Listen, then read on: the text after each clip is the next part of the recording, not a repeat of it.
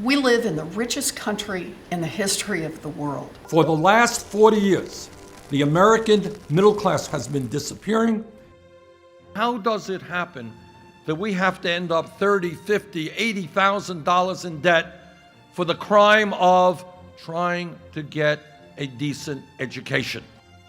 Please join us on Monday night, March 19th, 7 p.m. for a unique town hall meeting on the decline of the American middle class and the rise of oligarchy. All right, so we're getting the burn, Dad. You have not seen a town meeting like this before. Lizzie Warren and Mikey Moore all together for a town hall to discuss income inequality and how it drastically affects us millennials. It's like the DC equivalent of the Avengers sent by the middle class to grab Wall Street by their overpriced suits and shake the shade right out of them. No wonder the kids are going crazy.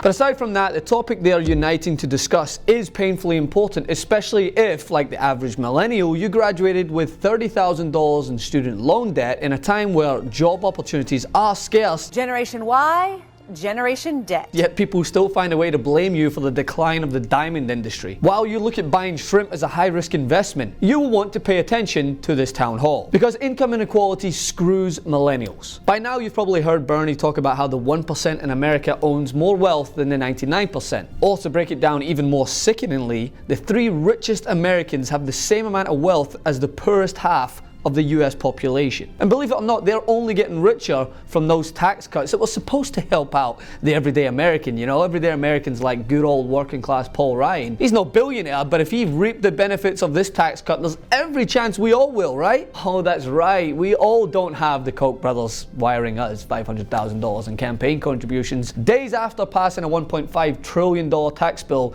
that takes from the working class people to give to the super rich. Silly me. But as millennials, we walk into this unforgiving market with a burden of debt. We graduated from college in the worst job market in a generation. There were very few open jobs, and the competition for these few jobs was so intense that people took what they could in order to avoid drowning in their student loans. Speaking of which, according to a Credit Suisse report, members of the class of 2015 owe on average $35,000. That's more than twice what their counterparts owed 20 years ago. You know, the same people who shame you for spending the extra $5 you have left in your paycheck on avocado toast instead of buying a house. Because it's really one or the other, right? And this trend will continue to worsen for generations to come. Because while the lucky buggers going to college now face tuition increases of less than 2% year over year, a much lower percentage compared to the 2009-10 year when private non-profit 4-year institutions raised tuition and fees by 5.9%, some of the largest tuition increases ever. The tuition rates are still growing now,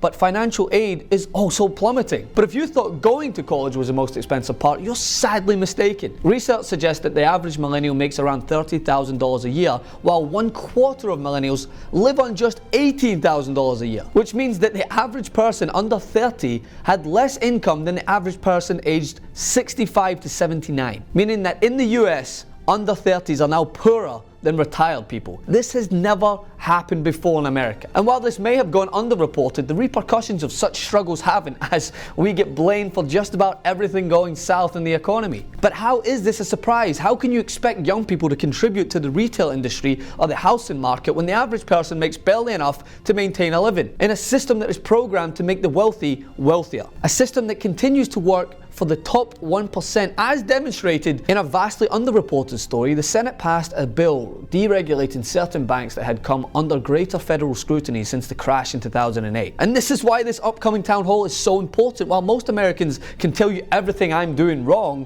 and all the things that we aren't investing in as millennials, they can't tell you why. That is why Bernie Sanders resonated so much with young people, because he did not consider our cries for help about lower tuition, student loan relief, and better job opportunities as just whining from those entitled good-for-nothing millennial crybabies. We can't sit idly by and watch the wealth gap continue to grow. So please, tune into the town hall this Monday. You can watch it at facebook.com/theyoungturks, and I will be live streaming it on my page. Then afterwards, you can go to tytnetwork.com/join to watch the post-town hall coverage. And please encourage your friends and your families to tune in as well. Be part of the conversation and engage. Follow me on Instagram at Francis M. Maxwell and on Twitter also at Francis M. Maxwell. Like and share this video. Continue to resist.